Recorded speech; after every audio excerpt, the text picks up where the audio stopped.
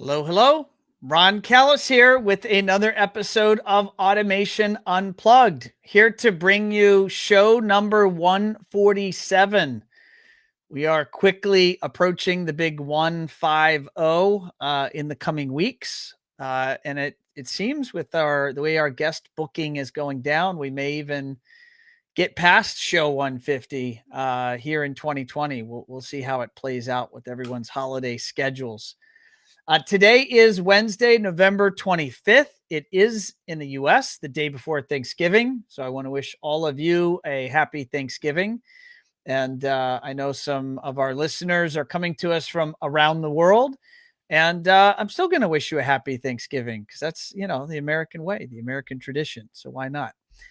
I am going to jump over here to Facebook just to make sure that our show is streaming and coming to you live. So bear with me here as I do that. It says this video is now live. That looks good. And I do see you guys coming in loud and clear. So if you're out there, give us there you go. I see Sean just gave me a happy Thanksgiving. Thank you, sir. I'll put that on the screen. Appreciate that, Sean. And happy Thanksgiving to you, sir. And if you're out there, tell us, me and my guest, or tell me where you're coming to us from. City, state, and if you have any special plans for Thanksgiving, let me know that as well. Drop it into the comments. I'd love to hear it. And my guest and I have known each other for many years. And I'm super excited to have him on the show. We've actually been trying to schedule and get him on here for a bit. And finally, our schedules aligned and we were able to make it happen. So I'm bringing you today John Robbins, Executive Director of the group, the buying group, HTSA. And One Firefly, we are proud members of HTSA. We actually joined this summer. And we've been having a lot of fun. And then even maybe a month ago or so, we did the virtual conference with HTSA. And I was honored to be invited to give a talk on marketing. And that was a lot of fun. And let's go ahead and bring John in. Let's see how he's doing. Let's see what he's doing for Turkey Day. And let me go ahead and click through here and make this happen.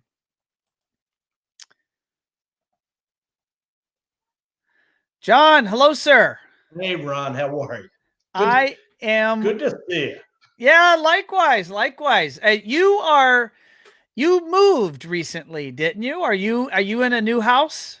So we had been living at our beach home for the last 5 or 6 years, and we just recently, in the last few months, kind of came back to Philly, and we're back and forth now again. And so right now I'm back just outside of Philadelphia, and it's good to be home. This was where our main base was, forever. So it's really good to be back here. Are you originally from Philly? Is that Born and bred, and for those who know it, I even more specifically, I'm from what's known as Delco, which is Delaware County. Which, for those who understand the Philadelphia area, know that Delco is kind of unique in its own right, and that's where I'm from, and that's where I've spent all these years. Yes.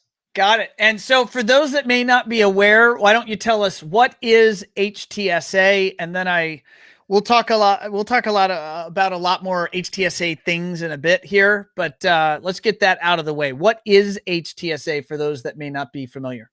So HTSA stands for Home Technology Specialists of America, which is a consortium of now 90 AV/CI, CEDIA type dealers from around the country. We were founded actually in 1995 as a group of consumer electronics dealers, primarily retailers at that time, of which my company in Philadelphia was one of the original members. And there were a few of us involved, and we decided we wanted to try to create something that would give us some ability to communicate with each other, like-minded individuals, as well as deal with the key vendors at that time, and try to make the best possible programs that we were able to do. And that evolved into, because of these kind of hybrid CE guys evolved into significant CI guys over the years. And that's where HTSA came from. And I was on the board for 20 plus years. And I came back as executive director in 2005. And it's been a great 5 years. 2005. I'm just tracking here. I'm sorry, 2015. 2015. My head's still spinning That, from us trying to get hooked up. all right, here. so let's get it out of the way. Let's tell our audience what pain and suffering you and I just went through, because it was harrowing, but we made it through the jungle and we landed to the other side, and we're now in the river heading to the ocean. What did we just go through, John? With 30 seconds to spare, right? So we made it through the jungle of Facebook and Be Live and everything else, but we're here. And so anyway, it was 2015 that I came back as executive director, and again, we've had a terrific run for the last 5 years. We've added a lot of members. We've added a ton of initiatives. We've brought on some key people to put us in some areas of business that we hadn't been in, and we're just even with the challenges of this year, our members have flourished, and it's been very gratifying. We're already starting to get some shout outs, so I'm gonna put a few of those on the screen. Again, Sean had said happy Thanksgiving. Thank you, sir. And then Wes says, welcome to Home Automation or Automation Unplugged, checking in from Raleigh, North Carolina. And the one and only Ted Green spells out HTSA, the acronym. Thank you, sir. Appreciate your support. And Taylor, he says, thanks for joining us, John. So, thanks for having me, Taylor. Appreciate it. So, John, let's go into the Wayback Machine. You've been in this business in different forms and flavors for a long time. You ran one of the largest integration companies in the country in the form of Hi-Fi House there in Philadelphia. And so I'd love to just go back. I've received plenty of feedback from our audience. They love to hear the stories of how people land where they're at. And you've had quite a journey. So do you mind help us understand what does your background look like, and how'd you ultimately land here? So I started in the business. Actually, you had me as 45 years, and it's 44. So okay, let's not add any extra time. Older than I am. I started in this business in 1976, and I stepped into a business called Hi-Fi House, which was started by my dad in 1955 as a stereo business. Actually, it's a hi-fi business prior to stereo, and I had an upbringing. It was interesting because as a kid, I can remember things like a guy pulling up to my parents' house with this weird-looking speaker that I had never seen before, and I was a kid running in and out of the house, playing baseball or doing whatever I did. And this guy by the name of Dr. Bose had a speaker that he brought to my parents' house for my dad to audition. And it was this weird looking speaker that you had to have up against the wall. And it looked like the top of it looked like a home plate. That's all I knew. And it was the first Bose 901. And that was the original Bose speaker. I can remember people like Henry Kloss coming through, my parents' home. Believe it or not, Akio Morita, who was the founder of Sony. And I was just this kid growing up, and my dad was early in the business. My dad, in 1976, was not doing great physically, and I was kind of brought into the business, kind of thrown into it. I was in college at the time, and in in 1980 or 81, I kind of became fully ensconced. And as time went on through the 80s and into the 90s, again, as I said earlier, we evolved into, and at one time we had as many as 14 stores, Wow. hi-fi stores around the Philadelphia area. And then I saw with Circuit City and Best Buy coming into the markets, I saw that we had to kind of find a niche. We always did some level of custom, whether it was, yeah, mostly commercial, but I saw um, that we needed to evolve into something a little bit different for people that wanted to take up our services.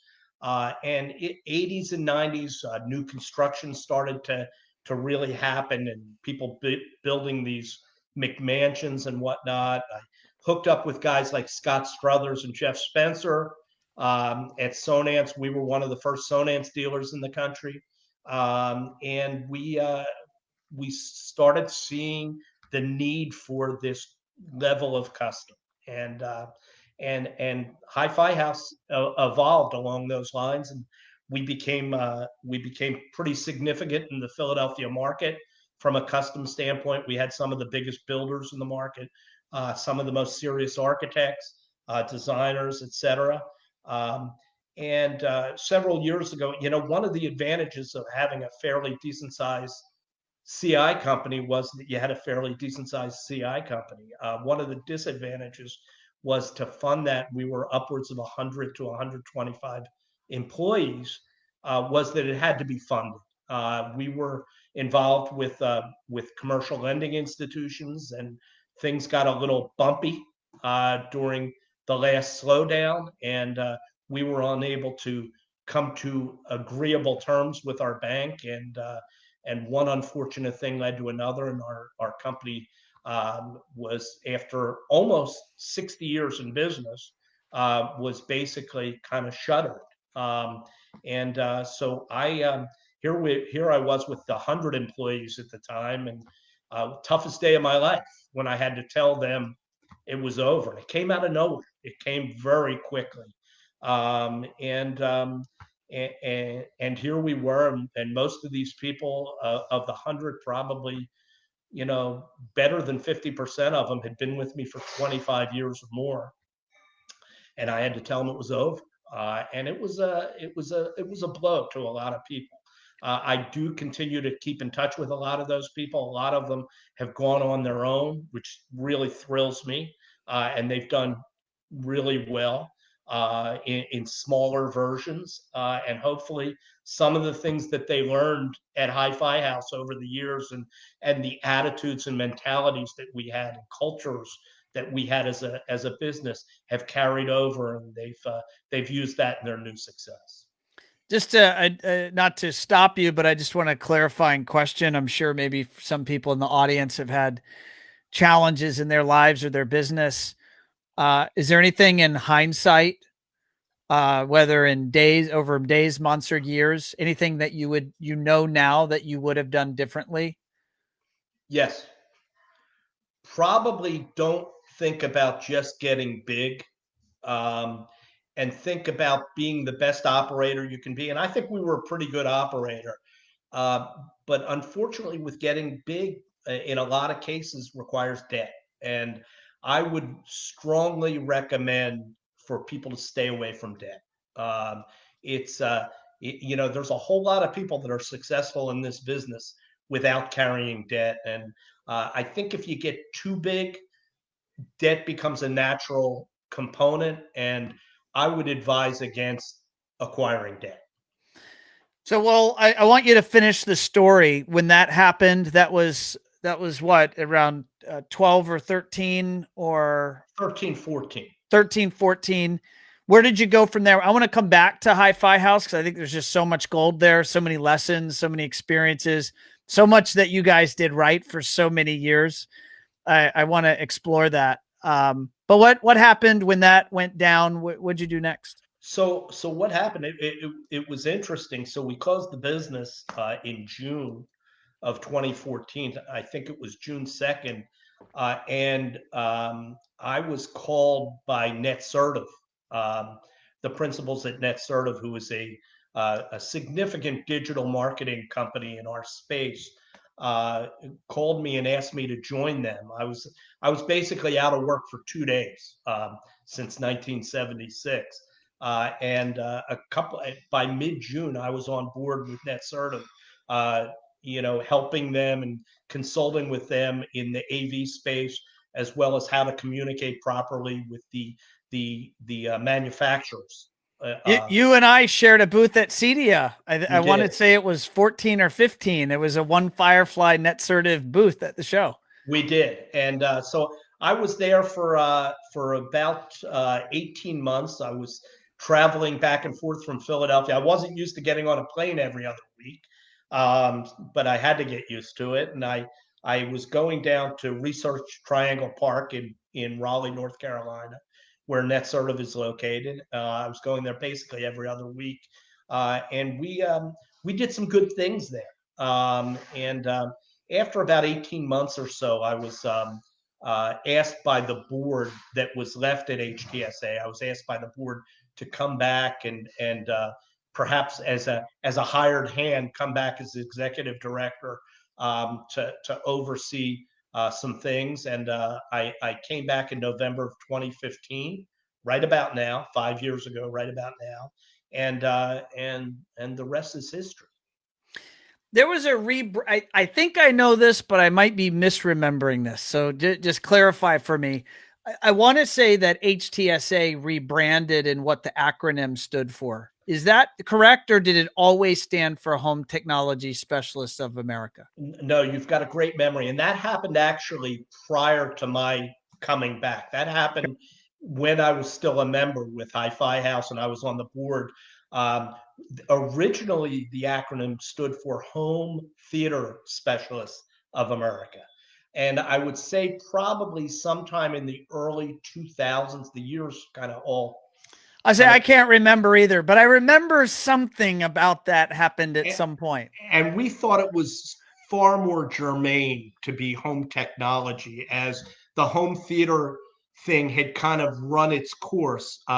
We thought that it really made more sense to adjust the acronym to Home Technology rather than Home Theater Specialists of America. Got it. And so what's going on right now? What are some of the big action items within HTSA? Well, obviously, about 3 years ago, we brought in Tom Doherty. As many people know, Tom was really one of the driving forces behind CEDIA in its early days. In the last 13 years, Tom had really devoted his life to the lighting sector. He was a Lutron Diamond guy. He's in Lutron's Hall of Fame. And Tom had really worked on not only lighting control, but uh, fixturing, architectural fixturing, how to do design, how to best supply that to clients. He'd become kind of obsessed with the whole process. 3 years ago, we brought Tom in uh, full time to help our members start to understand better, uh, not just lighting control. We have a lot of guys and had a lot of guys doing significant Lutron business, control business, and now we also do it with Vantage and others. Um, and we wanted them to become more aware of the architectural hardware lighting business. And Tom has done just an incredible job in bringing people up to date on how to make that a significant part of their business. And again, we've had great success there. Our people are doing real lighting business, and it's been with a lot of education. We weren't going to do it without the education. We didn't feel that you could just go in and say go in and do the lighting business. So that has been Tom's baby. Another baby of his has been wellness, and we were the first partner in our space with Delos, and we have continued to again educate our members. We do have several active projects, and these are significant projects in place right now amongst membership. And again, these people have to be educated before we will fully endorse them to go out and do that kind of work. So those are two of the technology initiatives, and we've got a few more in the hopper that will come out in 2021. The other initiative that I think has been significant has been our sales training, and we call it relationship science. That's right. Keith runs that, correct? Keith does run that. Keith Esterly, who had been instrumental in back in the day, we think that one of the finest, and I knew from being a competitor that one of the finest training courses that was in our industry was put on by Tweeter. It was developed by Tweeter. They had issues, Tweeter did, but training was not one of them. Their salespeople were really good at selling CI, really good. And Keith was a significant part of the training of Tweeter back in the day to get these guys. They had all kinds of great curriculums. Keith was involved in writing some of those and presenting some of those. Then he spent some time actually with Walmart, doing this training for a lot of middle managers throughout Walmart's mega company. And it'll be coming up on 2 years in January that Keith and I crossed paths, and we talked about developing a curriculum for HTSA members. And he had gotten a fantastic start at getting out, and we've got he's built a whole curriculum for it. And he's gotten to see probably 12 to 15 members in their headquarters and meet with every employee of every member, talk about relationship science. And then we got hit with COVID. We had another 12 to 15 scheduled for 2020. We hit with COVID, and we haven't been traveling, obviously, but we have been doing a lot of virtual things. So that is another initiative. So those three initiatives, among others, I would say those three are the critical ones at this point. You can see here, Keith is watching. Maybe, Keith, if you're out there, give us another comment. So I don't know if you're still there, but Keith is loving that you and I are wearing our brands on our hats and T-shirts. So in your case, you're more formal. You have the button up. I'm wearing the T-shirt. So appreciate the love, Keith. For those by the way, I have sweatpants on down low. There you go. Yeah, that's it. Shorts below, but all business up above. Exactly. Keith's comment says, love all the logos and apparel. So I appreciate that, Keith. Now, 2020, this is the COVID year, right? I hopefully we can not call 2021 the COVID year as well, but we'll see what happens. How has your membership made it through 2020? What's going on? Well, it's really interesting. February, March, when things started to happen, I, as well as probably everybody, had, the unknown created serious concerns. Unknown is scary. Unknown is really scary. And I've been through it quite a few times in my career. And we had to take a look at this, and we started talking. The one thing that we always had to do that we maintained was communication. We were talking to our people constantly, whether it be owners, whether it be project managers, whether it be salespeople, whether it be technicians. We were having technician happy hours on Friday evenings throughout March and April, because these techs were freaked, like, what's going on? And by the way, we didn't have all the answers at that point. And then as things began to come into focus, we were starting to get amazed at the fact that, wow, we're in an industry that has the possibility to benefit from this crisis. And how do we reach out to our customers to tell them we're here for them, and what we do could be an important part of them being kind of locked down? And we scripted people. We talked about what would be the best way to reach out to clients. And again, at that time, little did we know that we would become beneficiaries. Unfortunately, I wish there had not been, obviously, like everybody else. You wish that this had never occurred. But as an industry, we were beneficiaries of this very challenging time, and our members, through communication and through fortitude and that kind of thing, we've had just we've experienced unbelievable business over this time. I mean, the big challenge has been obviously having enough people to do the work and some serious supply chain issues because the vendors didn't know either. They didn't know how to product plan. So here we are now in Thanksgiving, and business has been incredible. Uh, and we're pretty bullish about how business is going to be for the next several months. So it's an interesting time. Keith just gave us a comment. This is Keith Esterly with HTSA. He says, quick comment. What does he say here? My button's in the way. Says members have been really embracing the training effort John and I began, both the live events and the all new online resources we've been building, and all the members have been a pleasure to work with. So kudos to you, Keith, for pivoting into virtual and just keeping on. One of the things that resources that Keith is talking about, we have created during these months that we've been kind of, stuck on the ground.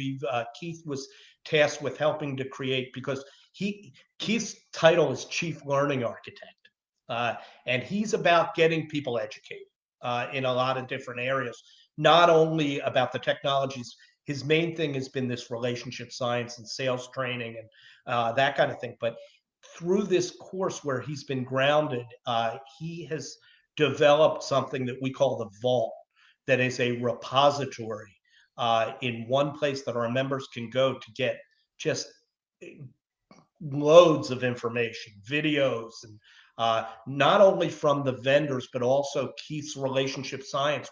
We've shot videos to give people refreshers or new hires to kind of drive home points. And it's one place that they can go to and get just abundant information. So, John, we have a new, this is not political, but it has economic ramifications. So we have a newly elected president. There's going to be changes that are going to happen. Any prognostications on 2021 as to kind of what our industry, what HTSA members, but the industry at large, what you think is going to happen? Well, look, as long as I've been in this CI business, we have always tracked off of real estate, right? Okay. And not only, and this time we mostly tracked off of new construction, right? Where if new construction was good, guys in our space would do really well. Okay. This is a little bit, and real estate right now is on fire throughout the country. Okay. The low interest rates, people are buying things on the East Coast and in vacation areas. People are buying things for over asking. They're fighting over properties, buying sight unseen. That is very beneficial to us. But what's interesting now is it's not just new construction, it's existing homes. And if we get the messaging out right as an industry for what we do, particularly with technology and all the things streaming and why they need us to come into a new home, whether it be new construction or an existing home, to update them on technology. If we get that messaging out as an industry, we can have a really nice run here, as long as we follow real estate. So, John, to answer the question, we're bullish about what's going to happen over the first, obviously with new administration.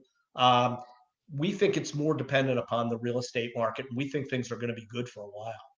Got it. Well, those of you that are listening out there, that's got to be music to your ears, and maybe it matches what you're already feeling inside. So that's exciting. John, you've been a leader for many decades. You were leading your company for many years, and now you're leading this group called HTSA. Well, yeah, I'm going to give you a high level question here. What does leadership mean, and how does one become or act like a good leader or an effective leader? Wow. I don't really view my, I maybe it's part of it. I think that, yeah, to be a good leader, you have to be a really good listener. Um, and I think along with that is there has to be a level of humility. And I can think back on times where I wasn't very humble, and boy, did it, I have this saying about, one day your ass is on the throne and the next day you're thrown on your ass. Um, I like that. I am living proof of that. Sounds very Game of Thrones. And we talk a lot, amongst memberships about amongst membership about humility. And I think to be a good leader, you have to be open to suggestions. You have to be open to what other people have to offer. Tom, Keith, and I meet regularly and compare ideas, compare notes. The more people that are thinking about things, and I think the better chance you have to come up with great strategies and concepts. And I think good leaders listen to the people around them, and don't have such an ego that they don't want to take the information that's available to them. So I think a huge part of leadership is listening and learning every day, uh, and then sharing that information, finding good avenues to share what you've learned. Um, so I don't think it's very complicated. I think it's more about being open to ideas and concepts. Keith, a member of your staff, posted, he said, John hires not only for skill set, but also for attitude, and then lets his team do their thing with 100% trust. Does that sound right? Uh, that sounds exactly right. I'm a big believer in, and I don't know if there's any old Hi-Fi House people on here, but I'm a big believer in allowing people to do their jobs. And hopefully you've got the right people in the right seats.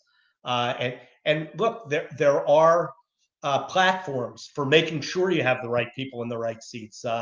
I was a big proponent of EOS, Entrepreneurial Operating System, and we've used it. Many of our members are now using it. We brought it in, almost 5 years ago, and we probably have 25 members that are regularly using it. And it's a great platform, and I think part of that is allowing people to do what they're supposed to do, and making them be accountable.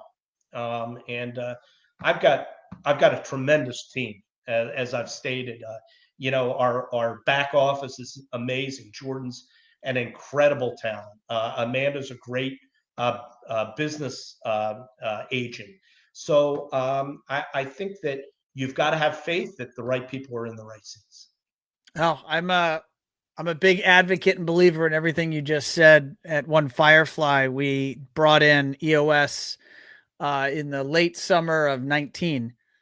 So we're about a year and a half in to using EOS and the traction system, and it was so right for us. I'm willing to say it's not right for everyone. Everyone has to choose, but for my team and it was absolutely right stuff at the right time. So I'm a total believer. And you mentioned tools and within people. So there's a tool within EOS called the People Analyzer. Do you want to describe that? Is that the tool you were referring to, People Analyzer, and matching people against core values, or what was top of mind for you there? The biggest top of mind, I think, for EOS was actually getting to the level 10 meetings. Okay, so Um, what's a level 10 meeting, John? so a level 10 meeting is when you're able to conduct, and basically the platform teaches organizations how to conduct efficient and compelling meetings amongst staff. and gives people initiatives that they need to work on and they need to address, and that they're held accountable for, and revisits these. There's a lot of people that have meetings in business, and I would say that the majority of them don't lead to anything. You sit there and you meet with all these people for hours on end, and you talk about all these ideas, and then nobody does anything, right? That's not how it works with EOS. So level 10 opens you up to understanding how a meeting should be conducted and how the people should be held responsible. So I think that the biggest thing that our people have gotten is how to properly conduct level 10 meetings. The people analyzer is all part of the whole program. Additionally, we're a big proponent. HTSA is, we have actually personality analyzation online that we have available to our members, and it's part of what we offer. That is the members have the ability that if they have a new hire, they have existing hires, they can actually have a personality analyzed to see if it would be a good fit for their company. It's been interesting because there have been occasions where my members have come back to me and said, I really wanted to use McQuaig, but I needed somebody desperately. And I used them, and they came back and they said, this wouldn't be a good fit. And I needed somebody. So I went and hired that person anyway. And 2 months later, what they had predicted was dead spot on. We tell people, just because you need somebody may not be the right reason to hire. Amen. Hire slow. I know it's an old adage, hire slow, fire fast. But when people, especially our industry, right, and your members, they are bottlenecked right now. There's gold on the beach and they can't scoop it up fast enough because they're limited with manpower. So it's so tempting to just bring people on, but it's so dangerous to bring the wrong people on. Correct. Do you feel that, the companies that you work with, I mean, do they hear you? Like, it's words and it sounds good, but do you think they hear you, or do you think it just depends on maybe their tenure in business as to whether or not they No, fully get I think the vast majority does hear. The more important thing is not hearing from me; it's from hearing from their fellow members, it? right? Um, and we're really good at that. We're really good at communicating amongst each other and sharing successes, and just as importantly, failures among membership, uh, to try to have everybody understand where things are going. And so we're very intent on sharing that kind of information, and we have a couple different communication tools that we use to make sure everybody's understanding what other people are going through. So tell me, I mean, and I'll high level say that for many years I've been a part of many different groups. And when I say groups, buying, it could be an association like CEDIA, it could be various buying groups or entities out there. And one of the challenge, and I say I'm an observer, I'm also a participant, but I'm going to put my observer hat on, is that I think there often are engaged companies or participants, and there are often unengaged participants or companies. And one thing I've observed about HTSA is your membership appears to me to be very engaged and very high levels of participation. And so I'm just going to ask you, is that the case? And if so, why is that the case? What's happening at HTSA maybe that isn't happening at other places? I would say it is the case, Ron, but I think we still have improvement. I think there's room for improvement. There are still instances where people don't get the communication, or perhaps don't, and look, everybody's busy. I get it. But there are things, we have a couple of very unique ways of getting out to our members. I think you have to, and I tell my staff this, we have to be very sensitive to the fact that all these folks are busy. And their main thing, and I knew this as being a CI guy, is to get projects done for customers and to get especially right before the holidays. And Thanksgiving was bigger than Christmas, Yeah. right? Now, this one may have been a little different because Thanksgiving, it was people coming home for the first time since the summer. I don't know how much that's happening. But the point is, you have to. Where's my level of thought? I'm sorry, I lost my train of thought. No, that's okay. The point is, and Keith, help us out. Drop a comment down here, Keith, and help move us along here. Keith out there? Yeah, Keith, are you there? Yeah, I'm putting Keith on the spot. It's hard to get him quiet. No, he already said, okay, I'll shut up for now. So I think he thought that he had already said too much. So he's telling you and I that he wasn't going to say anything else. No, Keith, we need you. I'm sorry, I lost my train. No, that's okay. I do it all the time. So, but I have something else that's top of mind for me, and that is you just had the virtual event. You just had normally and historically you have live events. I have not had the pleasure of attending a live. He says he stepped away. See, we knew we'd call him out. He was there. And it's all right, Keith. We're remind me. That's what we wanted you for, Keith. That's funny. But you just had this virtual event, and were you satisfied with the level of participation? I know I got to sit through some of the sessions. They were really impressive. Well done. I mean, what's going on in the world of virtual? What do you think is going to happen next year, John? Or is it going to be virtual again? Or is it going to be in person? What's your read? What's your read on what just happened, and what's your read on maybe what's going to happen next year? We got great reviews on our virtual event from members and vendors alike. If anything, it was interesting. Asking for reviews, a lot of people said we had too much content. Which you have too little, you have too much. A lot of people said our schedule was too active because we would have one session after another for a couple of days, which you kind of have to do because of the time shifts, across the country. But we had some very, very compelling speakers, including Ron Callis. We tried to hit information that was germane to both members and vendors. It's tough to do, but we wanted to improve everybody's businesses. We had an EOS session, which was great. We had Richard Milson talking about standardization, which is apropos, again, not only to dealers, but to vendors. I don't want to do another virtual. That said, I think my staff was incredible, the work they put in. And I think we pulled off a really good virtual event. We regularly had 150 to 200 people at almost every session.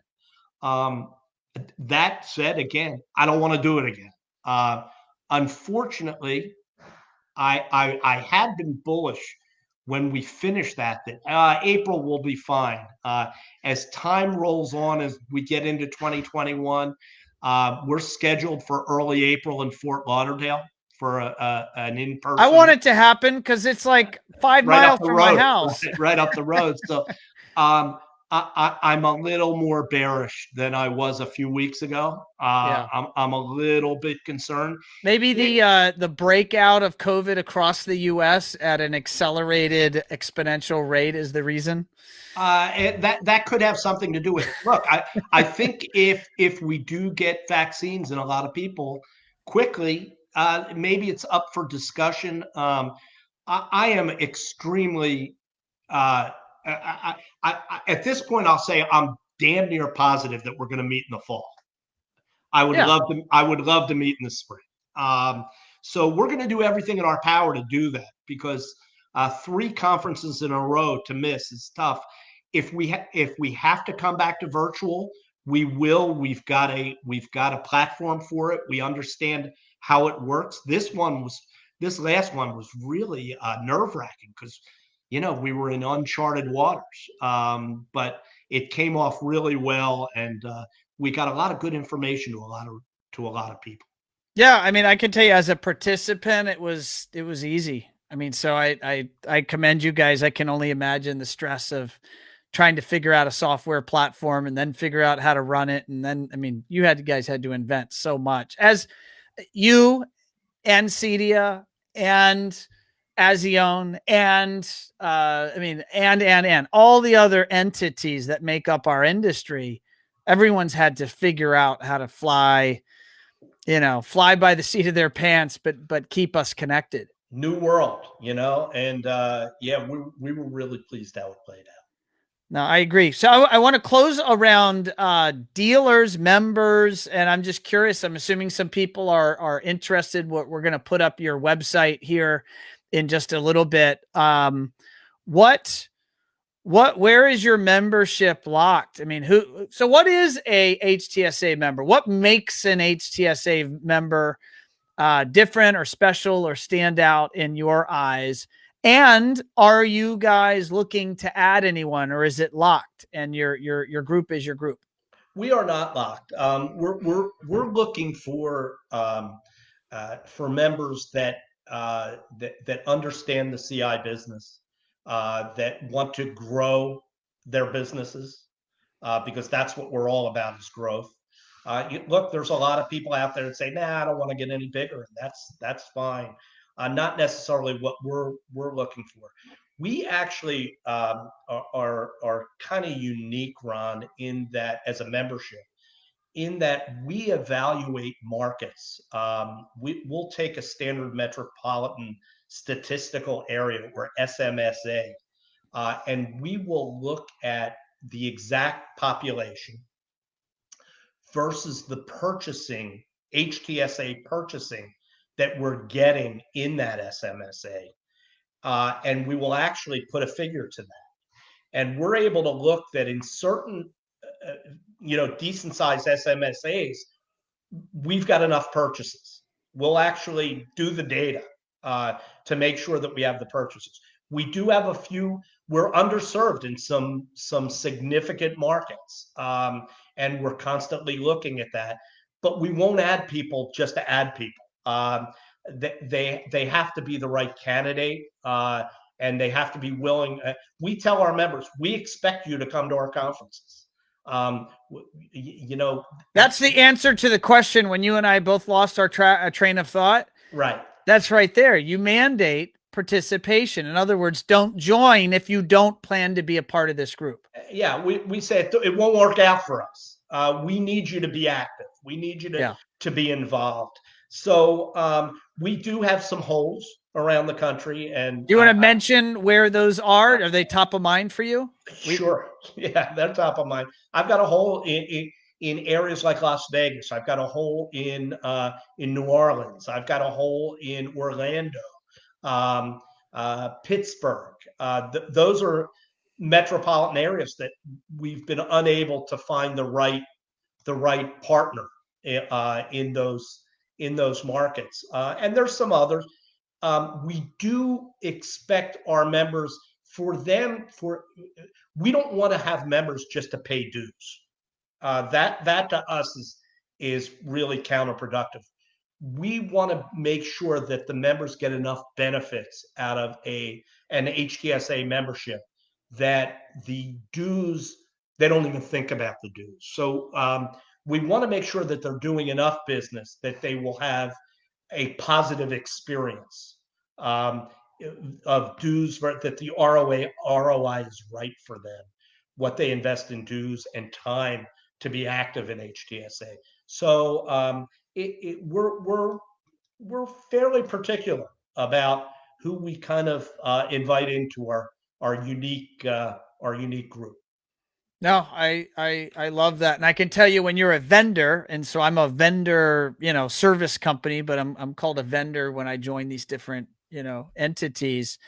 Nothing burns me up more than someone that I'm offering a discount to because they're a member of a group, but yet that company doesn't participate in the activities or the meetings. So in other words, it's very hard to actually, as a vendor, to engage with those companies to try to ultimately earn their business. That's a one-sided relationship. And I know what your vendor partners want is a two-sided relationship. It's okay to say no, but at least give the person the opportunity to have the conversation. Correct. That's all we're looking for, is to be open to it and have the conversation. I agree. Well, John, it's Thanksgiving week. What are you doing for Thanksgiving? It's tomorrow. We're following guidelines. My wife, our youngest is home. She's in law school and she's back home. And we're here in PA, and it's just going to be the three of us for Thanksgiving. Where my wife is used to cooking for 20 or 25 or 30. So we're trying to be mindful of the directives and trying to be careful, and so that we can all have that same kind of Thanksgiving next year that we've always had. So we're being careful. Amen. I'm my parents and my family are all up in Virginia. And so normally I would be traveling for Thanksgiving. Typically we go there versus a bunch of people coming here to Florida. And we're going to do a Zoom Thanksgiving and probably a Zoom Christmas this year. We'll have laptops and Zooming from different households as we're all eating our Thanksgiving meals. Well, and Ron, I can attest to the fact that you're really good at all these technological communication. Getting down to the last 30 seconds, you walk me through it. So you're the right guy to be setting up all kinds of Zoom Thanksgiving. Well, I appreciate that, John. Very kind words. John, how can the folks that are watching or listening, and if they want to get in touch with you personally or they want to learn more about HTSA, how would you have them do that? So our convention is our first name, followed by @htsa.net. I am John, Jon, at htsa.net. But even if you want to reach out to Keith or Tom, it's Keith at htsa.net or Tom at htsa.net. We're happy to talk to anybody and everybody, and we'll get back to you as quickly as we can. And we're happy to talk to anybody. You don't necessarily have to be a member. Obviously, we take that very seriously, our membership. But we Ron, I want to make clear, we want to improve. We want to help improve this whole channel. Mm-hmm. If our members get better at what they do, the whole channel gets better. And we think we've done that through our lighting initiatives and now through wellness and through some of our sales training. And we just want to bring up the level of the whole channel. And it's gratifying to see that happen. No, amen. I appreciate that. I appreciate that goal. We're very aligned in our desire to lift others up and knowing that if the tide raises, we'll be lifted up as well. So it all works out in the end. So John, thank you for taking time out of your busy schedule, sir, to join myself and to join our listening audience for this interview. I really appreciate it. I really appreciate it. Hey, everybody, please be safe out there and have a great Thanksgiving. And let's all be thankful for what we've got. It's a good life. Thanks, Ron. Amen. And folks, there you have it. The one and only John Robbins, Executive Director of HTSA, here for show 147. Show 147 on Automation Unplugged, brought to you by One Firefly. That would be my day job. Thank you, guys and gals, for listening. And I wish you all a very happy Thanksgiving. And, as John said, stay safe. This thing is real. Don't underestimate the veracity of this virus. So stay safe, even if you're tempted with the holidays. This is not a political statement. This is just about your health and the health of those around you that you care about. So if you have not already done so, make sure you subscribe to the podcast. I tell you this every week. I sound like a broken record.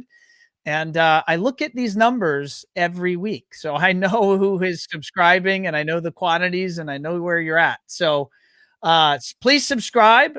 Would love you to be able to consume the show in audio format. Maybe you're out working in the yard or setting up those Christmas lights and you want to listen to folks like John and all the other brilliant people that make up our industry.